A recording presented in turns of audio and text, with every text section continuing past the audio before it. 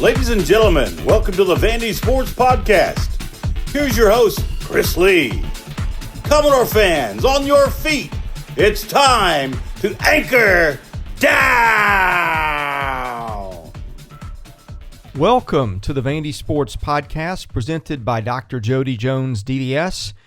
We're part of the 440 Sports Network. I'm your host, Chris Lee. Our guest today, Corey Chavis, will talk about Vanderbilt's loss to Wake Forest and then the game ahead with Northern Illinois. Corey appears on the guest line that's presented by Michael Kendrick of the Kendrick Group. Michael is a local carpenter and a longtime Vandy fan. He builds bookshelves, cabinets, picture frames, made-to-order items such as a display case for my prized Dale Murphy jersey. I've seen Michael's work. He's a true craftsman. If you're in the market for custom woodwork, give Michael a call, 615-830-9548. Now on to our interview with Corey Chavis. Corey Chavis joins us tonight for an abbreviated version of the podcast. Corey, hope you're well. Appreciate you joining us tonight. Yeah, thanks a lot, C. I'm always look forward to joining you, and this will be no different again. Give me your thoughts on what you saw from Vanderbilt in the Wake Forest game. In terms of game control, I think that's something that you're always kind of trying to factor in.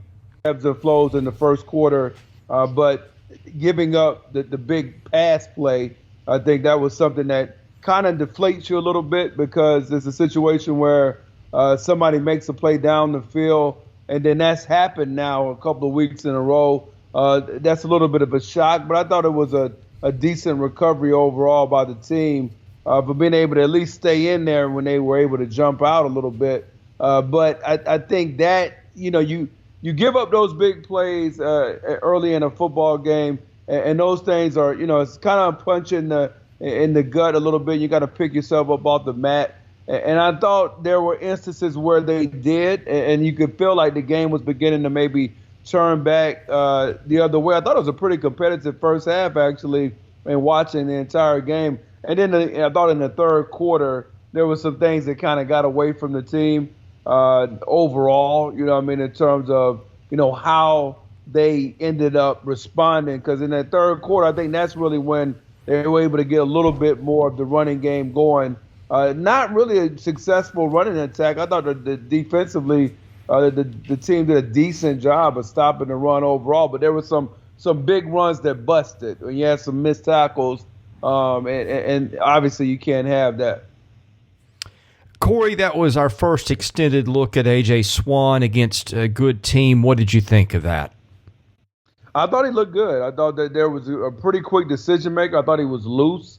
I felt like the quick release that you saw all camp was in place. He's a natural. It just has a natural kind of feel for the game. And again, that release is so quick. It really enables you to do a lot in terms of the quick passing game. He gets out of his hands pretty quickly. I thought the reaction in terms of the ball fake and then being able to flip his hips around and have the anticipatory nature to kind of lead Shepard to a spot on the corner route was good. And I like the wheel routes. I thought both wheel routes were very effective in terms of the timing. And certainly they were schemed up well by Joey Lynch. But, I mean, heck, if you've got a gimme, in a couple of those cases, whether it was the ball when he got open on somewhat of a similar type of concept, releasing late, I think you got to be able to hit those. And I think he did. And so those were some positives from the game. He challenged down the field.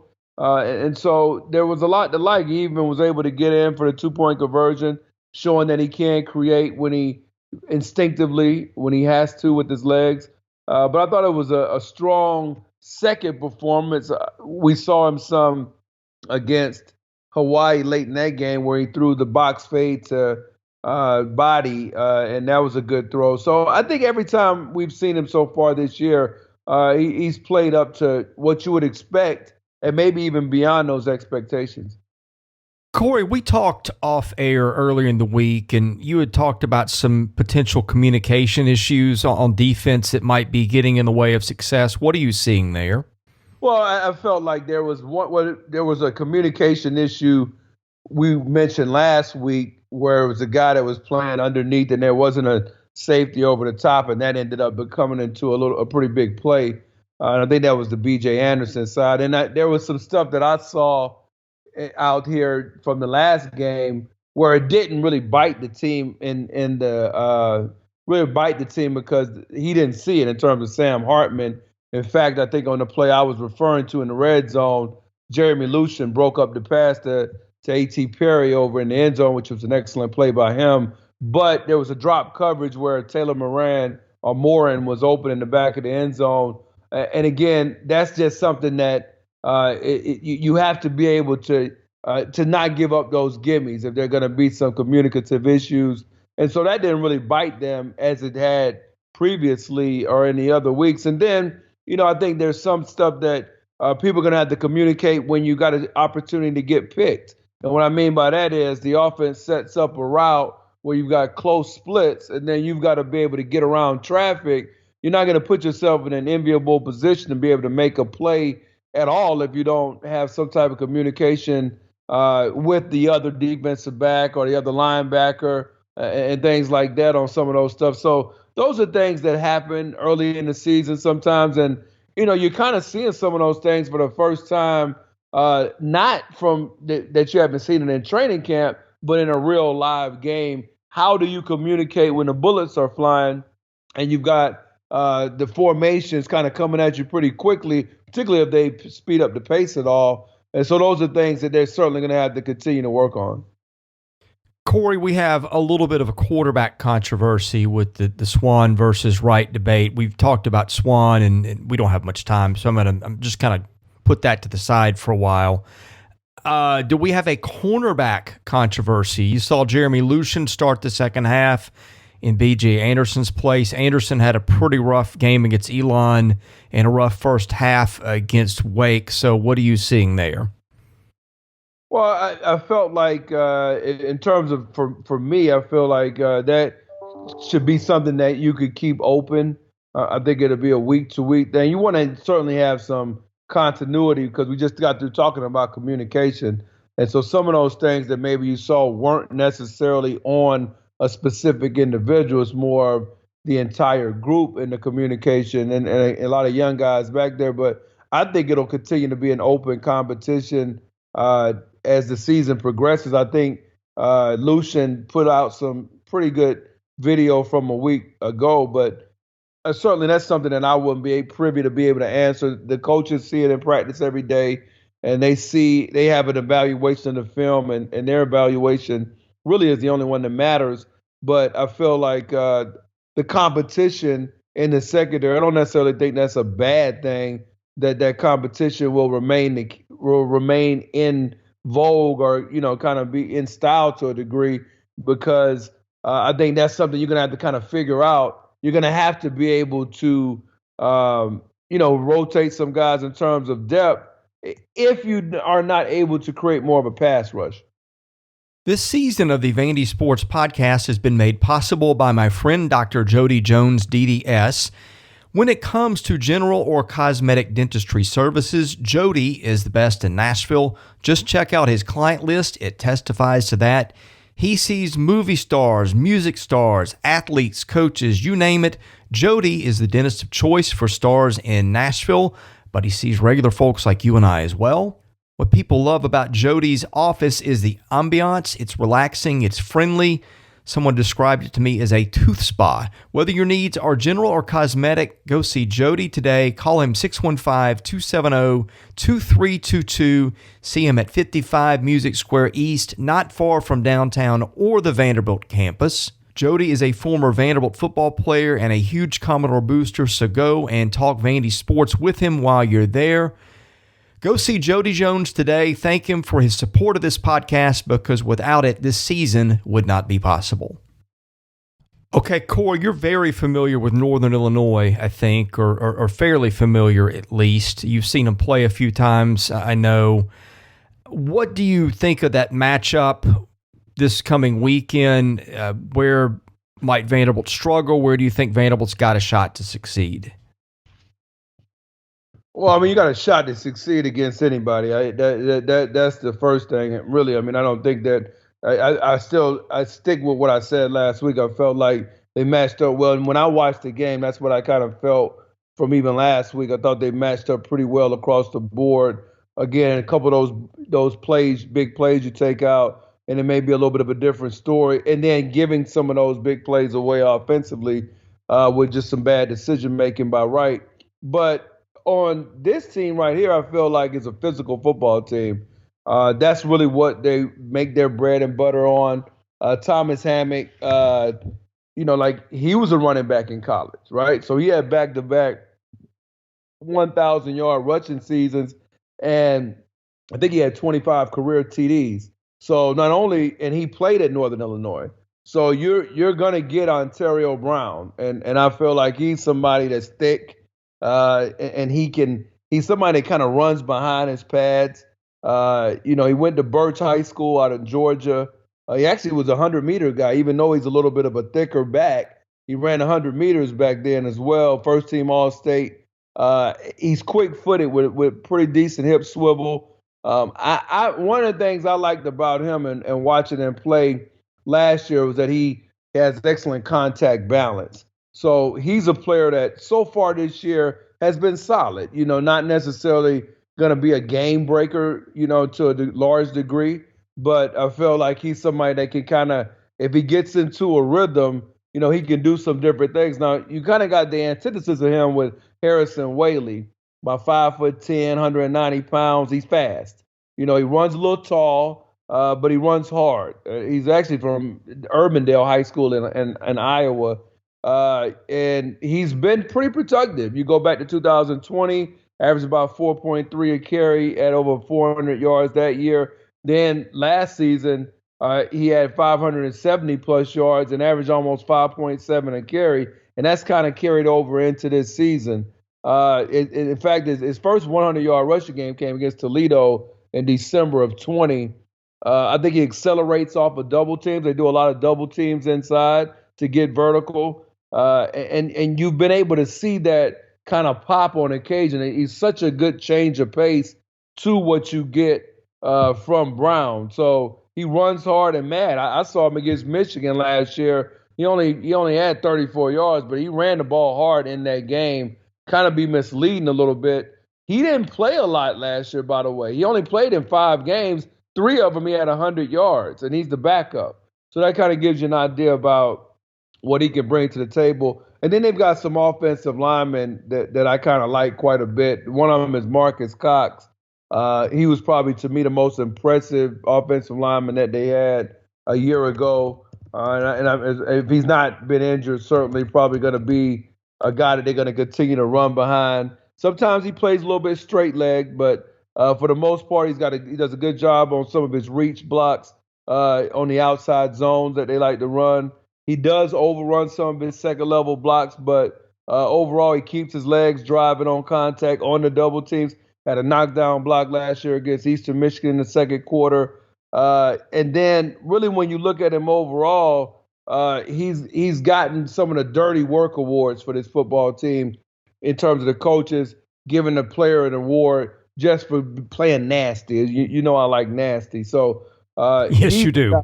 Yes, and he's kind of a guy that you got to bring your lunch bell against him. I think he can play with anybody. And so not necessarily the swiftest in pass protection, but I think I'll be honest with you, I think he's got a chance to play at the next level.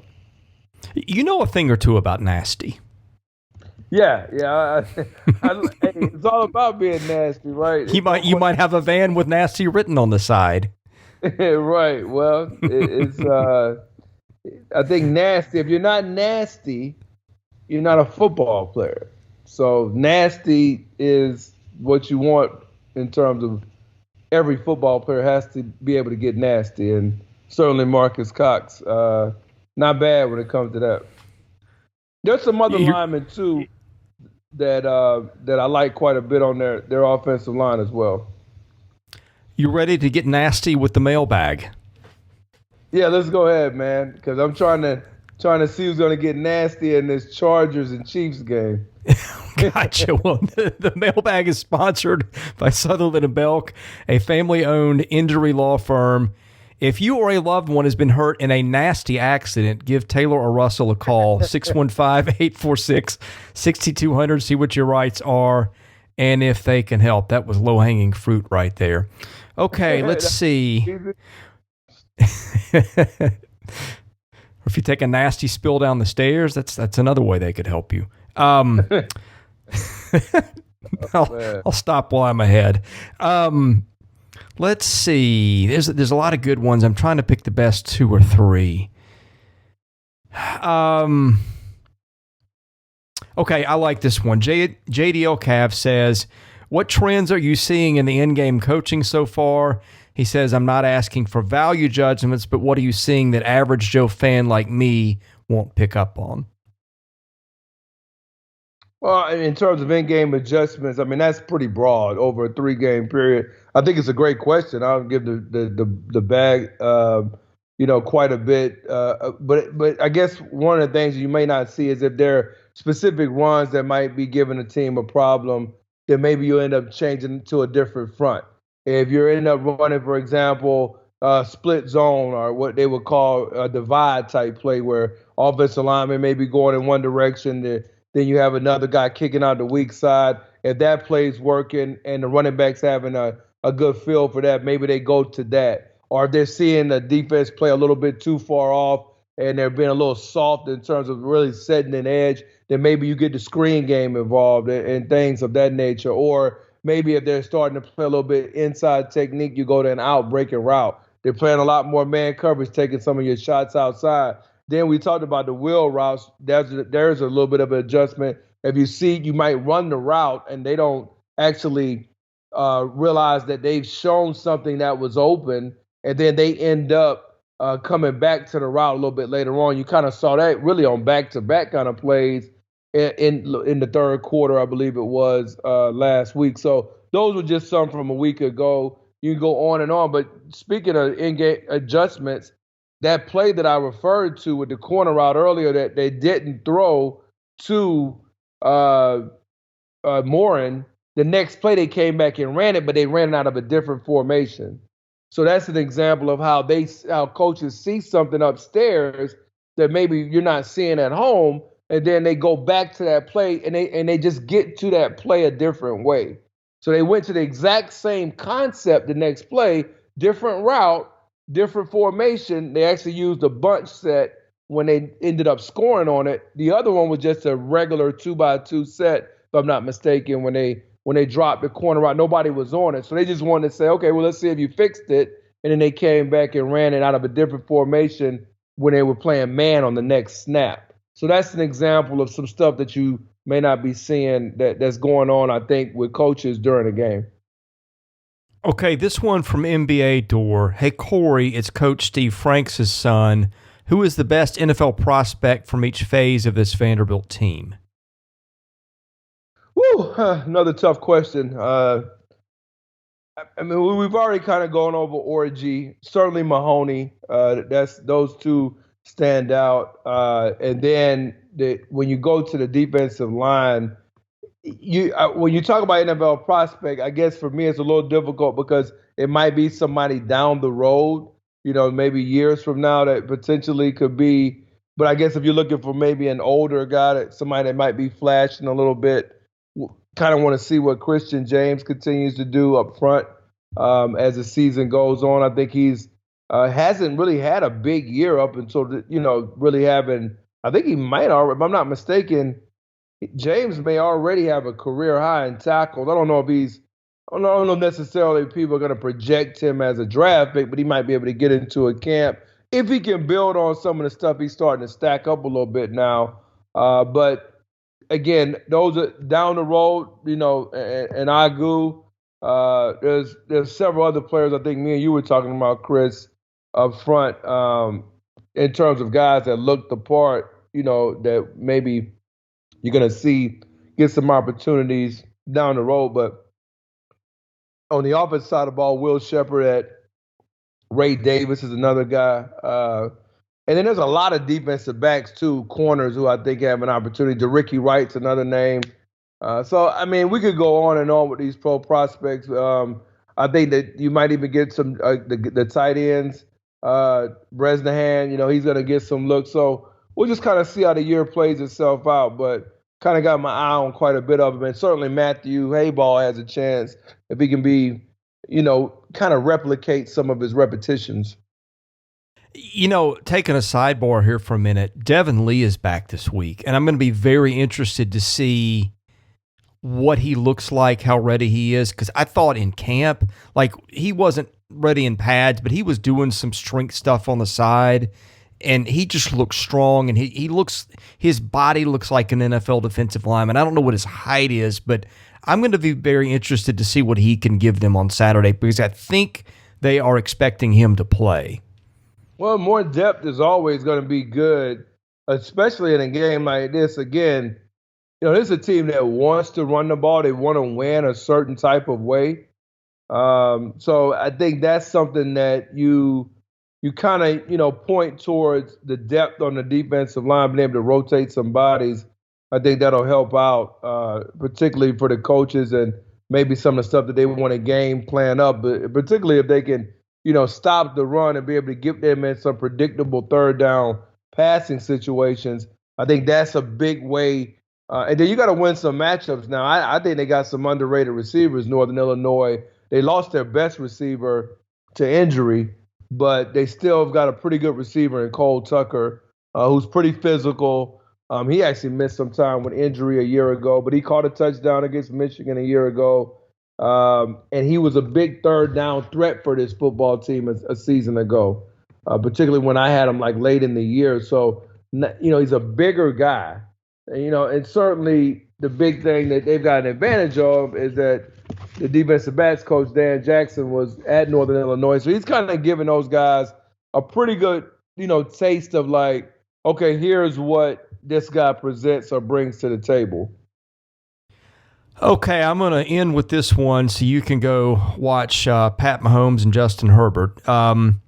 Believe 22 asks, what things does Vanderbilt need to do to win this weekend? What two things?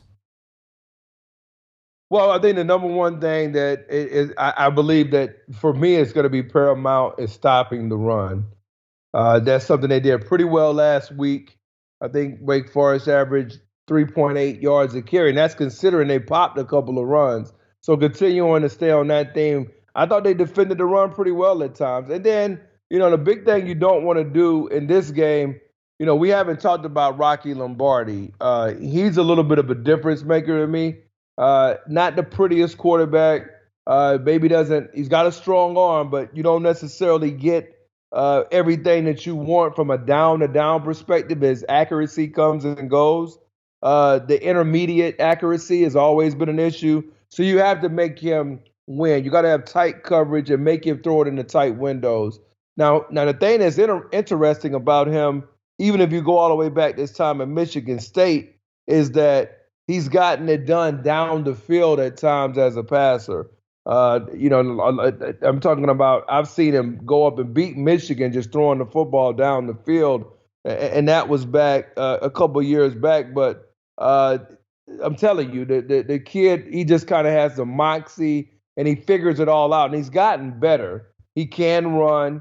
And he was a wrestler. You're talking about a guy that was a number one wrestler in the state of Iowa coming out of high school. That's who they have at quarterback, that kind of kid. So you kind of, he can do some things in the zone run game. He'll shock you with a rocket pass from time to time.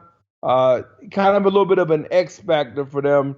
And then they've got some pretty big tight ends that you've got to be able to get off of. If you're setting the edge this weekend, Sorahan, their tight end, plays personal protector on their punt team too. He's not a bad guy in terms of just being, I thought he battled Aiden Hutchinson on the edge pretty well last year. About 6'7", 260 pounds. And he's kind of a little bit of an underrated guy because he's caught a touchdown this year and everything, but he's an underrated player in terms of their run game is what I'm referring to. Corey, appreciate your time tonight. Tell folks about Draft Nasty and all the stuff you do there.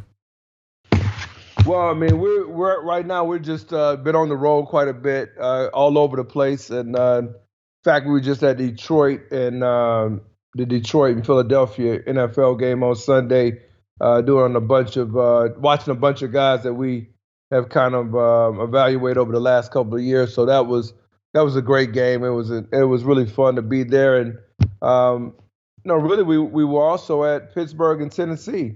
Never a fan of orange. I hate it with the passion, and I was really pulling for Pitt, and they kind of blew it. So, and then I saw Albert Pujols in 696. Nice. Home run. Yeah. Pittsburgh Pirates. A lot of players that I like on that baseball team. A lot of young players, particularly on the infield, and of course a Vanderbilt grad center fielder, Brian Reynolds, doing his thing. I think when he went in that game, 21 home runs, 250 batting average. So a lot of nice prospects, young prospects that you were talking about years ago, Chris, getting it done in the majors now. Well, Corey, thank you for your time, and we're looking forward to hopefully catching you next week. Well, I can't let you get off the phone. What did you think about the Wake Forest game before I go? And what is your take on this week? And who should start at quarterback? So I'm flipping it back on you. Give me three quick ones before I get off. I was disappointed. I thought the mistakes were a killer. I thought they let momentum get the best of them. That 6-minute stretch changed the entire game. And I know I didn't think I realized it at the time. What's that? Quarter? I said which 6-minute stretch? Oh, the one right at the end of the first quarter and start of the second that started with the pick six. Mm-hmm. That was disappointing. Obviously, the quarterback play was disappointing. I thought Wake was a better team. You can't shoot yourself in the foot the way they did continually in that game. I know the play with A.T. Berry, which was controversial, was kind of the death blow there too. It seemed like, I thought they were capable of better. Pass interference that he had. Yeah, that's the take on my board for sure. Yeah, I agree with you on that one. That was clearly an offensive pass interference. I believe that was against Lucien, right? I don't know if it was Lucien or B.J. Anderson. Okay, well, yeah. But well, they had two guys there actually. So yeah. But yeah, I mean, I was disappointed. I think a lot of people thought they came away thinking they played better than I did. Maybe it's just me. I think my bar of expectations was you really need to show up and either win this one or at least take it deep into the fourth quarter to really convince me this team is very much improved. Now, I know it doesn't work like that, right? Everybody has bad days, and maybe that was theirs. But I was just a little disappointed. I wanted more from them than I saw. Right. Well, and then on the other hand, if you go into the fourth quarter and you lose it, what's the difference? You lose it by 2 or you lose it by, like the game I was at, Detroit. They're all hyped going into the season, Hard Knocks, and then they lose by 3. Does it really matter that you lost by 3 or if you lost by, 15 or 20? I do think there's a little bit of, I've been there on that side of it at Vanderbilt where you got all these close games and it looks great and you feel better about the loss and there's an excuse for you. But I think you can actually learn more from a loss where it may have been bigger than the score actually indicates. I think you can coach more off of those types of losses to a large degree because especially if you got 3 or 4 plays where you take those plays away and then let's kind of look and see how that game flow. Because to me, it's all about game flow and giving yourselves a chance in the fourth quarter. So I thought the game flow kind of got away from them a little bit. And that's kind of what you're referring to, that 6 minutes. Yeah. Well, and I thought with your teams, my goodness, if the offense had matched the defense with competency, you probably would have been in a couple of Sugar Bowls. Well, you could say that, but we didn't create enough turnovers. So maybe. Yeah, no question. I think that's something that we could have done a lot better. You're stopping people, you're getting off, you're just putting yourselves back out there more if you don't create turnovers. So I do think there's certain things where you got to kind of pick up the other side of the ball. I don't necessarily think the special teams was bad for us, but we could have made more plays in terms of getting the ball back for our offense. Because the worst thing you can have on a football team is poor old me, we're doing this and they're not doing this. And again, that was poor leadership at times from us. We could have been better in terms of leadership perspective. And that's just the bottom line. No matter how much we support those guys and in terms of everybody on the team as leaders, that's what our job was. We did the best we could do, more individually based. But, in terms of a morale standpoint, you got to be feeling the game on both sides. Offense and defense and special teams, you got to feel when that other unit's on the field. If you're not feeling when that other unit's on the field, then sometimes that's how games get away from you. What else did you ask me? The Northern Illinois, you expect a better performance, right? Oh, yeah, I do. I just think this is the kind of game I feel like they should win. That doesn't mean that they will. And no disrespect to Northern Illinois, I just don't know that you're going to see SEC level athleticism out of them like you're going to see against Ole Miss and Alabama and Georgia and some of those teams. So to me, this is one they really need to win.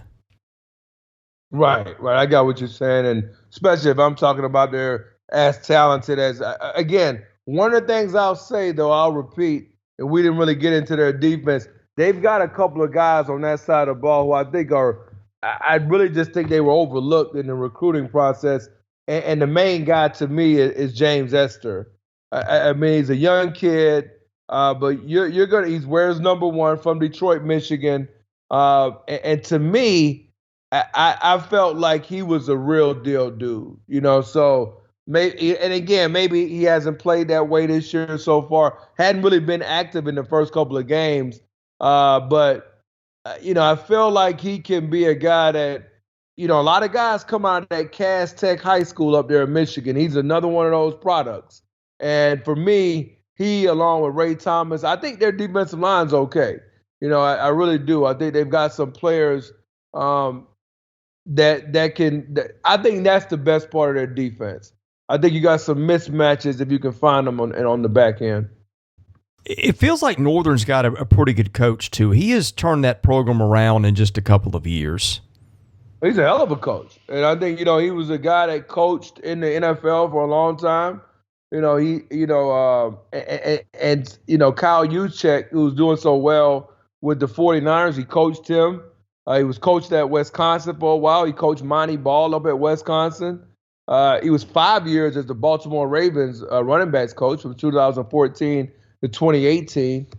So, again, you're talking about from that perspective, you got to feel pretty good about kind of what they have overall. And I like their offensive coordinator, Eric Eisnes.